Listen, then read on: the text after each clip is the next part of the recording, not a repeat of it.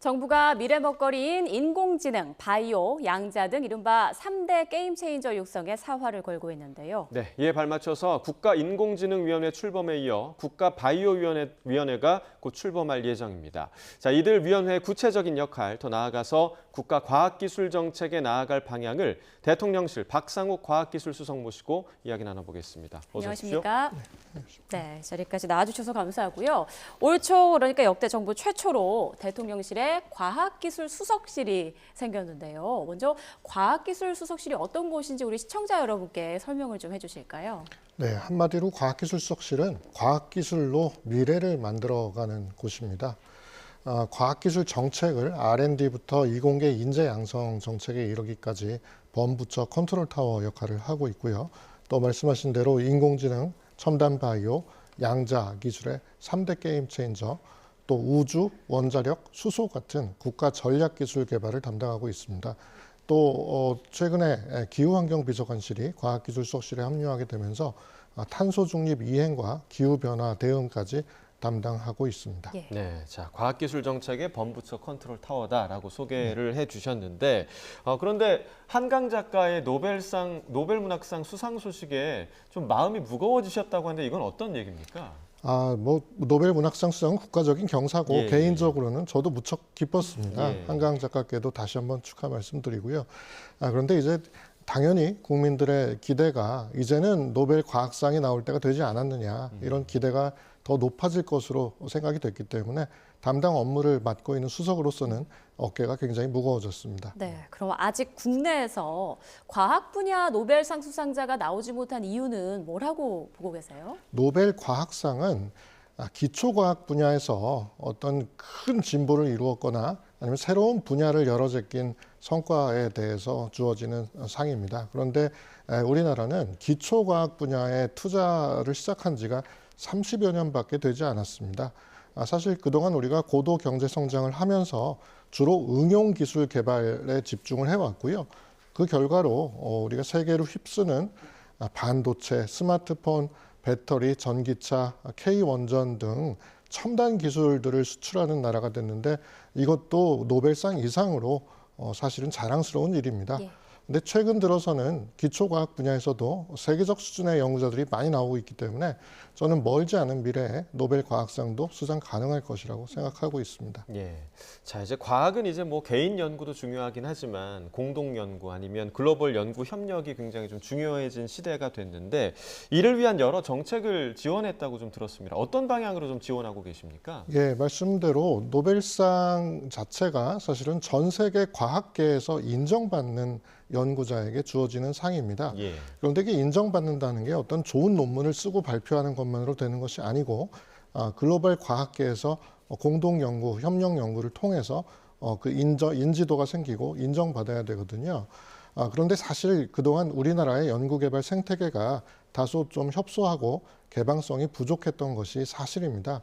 그래서 우리 정부는 올해 들어서 글로벌 R&D 협력을 강화하기 위해서 작년에 비해서 4배의 글로벌 R&D 예산을 1조 8조 원을 편성을 했고요.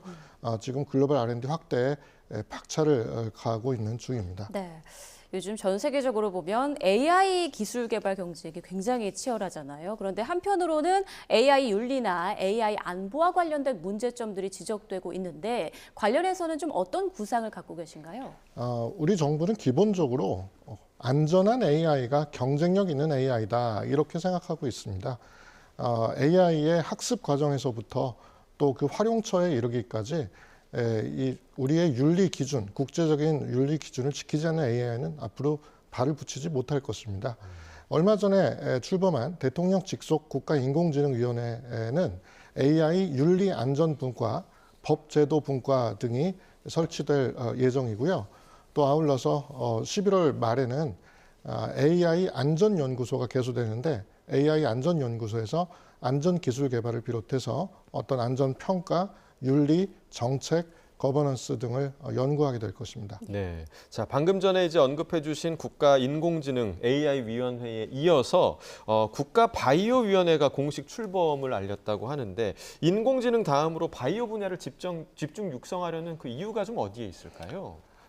말씀드린 대로 AI, 바이오 그리고 양자를 3대 게임 체인저로 보고 있는데요. 예. 그중에서도 바이오는 보건의료뿐이 아니라 산업이나 에너지 환경, 나아가서 안보에 이르기까지 아주 핵심적인 게임 체인저 분야입니다. 예를 들어서 제약산업 같은 경우는 기존의 화합물 기반 의약품에서 이제는 바이오 의약품으로 전환이 이루어지고 있고요. 또 뭐 농식품 분야에서도 바이오 기술을 접목시켜서 부가가치와 생산성을 획기적으로 개선해 나가고 있습니다. 예.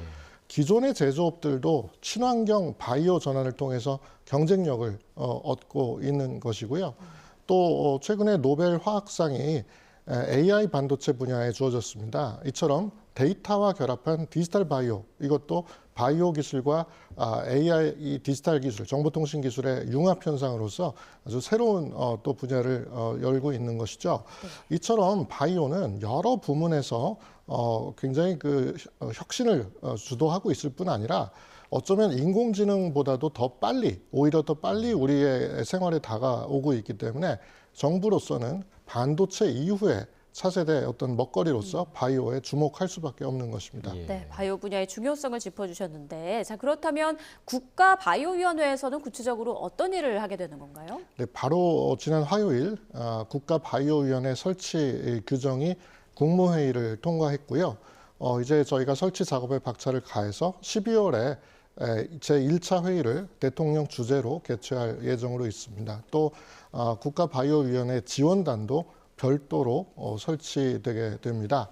국가 바이오위원회는 레드, 그린, 화이트라고 저희가 바이오 분야를 세 가지로 구분을 하는데요. 레드, 그린, 화이트 세 가지 바이오 전 분야에 걸쳐서 R&D 전략 수립부터 어떤 규제 개혁이라든지 또 연구개발에서 임상이나 상용화까지 전 과정, 전 범위를 아우르는 범부처의 바이오 분야 최고의 거버넌스다, 이렇게 말씀드릴 수가 있겠습니다. 네. 자, 마지막으로 어젯밤에 그 체코와의 원전 계약을 일시 보류한다, 이런 외신 보도가 나와서 아마 좀 우려하는 분들이 좀 많은 것 같은데, 그 팀 코리아의 원전 수주는 좀 문제가 없는 겁니까? 사실 정확히 제 담당 업무는 아니지만 말씀을 드리자면 국민 여러분께서는 안심하셔도 좋을 것 같습니다. 예. 왜냐하면 경쟁사에서 그러니까 탈락한 경쟁사에서 제소를 한 것이고 거기에 대해서 아주 루틴하게 절차적으로 있는 일시적인 현상이고요. 실제 계약, 본 계약의 진행의 과정에는 아무 문제가 없습니다. 그리고 제가 이번에 대통령 체코 순방을 수행해서 방문을 하고 왔는데 체코 현지에서 또 정부뿐 아니라 시민들이 한국과 원전 동맹을 넘어서 과학기술 전 분야의 첨단 기술 동맹으로 나가고자 하는 강한 의지를 느끼고 왔습니다. 네, 알겠습니다. 네, 지금까지 대통령실 박상욱 과학기술 수석과 함께 우리나라 과학의 미래와 방향에 대해서 좀 이야기를 나눠봤습니다. 오늘 나와주셔서 고맙습니다. 감사합니다.